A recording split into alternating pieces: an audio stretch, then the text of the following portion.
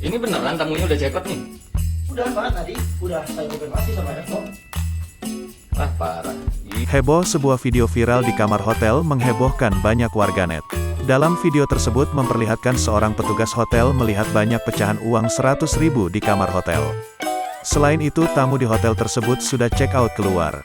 Sehingga petugas hotel bingung dengan aksi aneh yang dilakukan tamu tersebut. Ini beneran tamunya udah check out nih?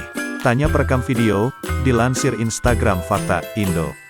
Udah tadi padahal sudah saya konfirmasi check out, jawab petugas hotel, Minggu, tanggal 23 Januari tahun 2022.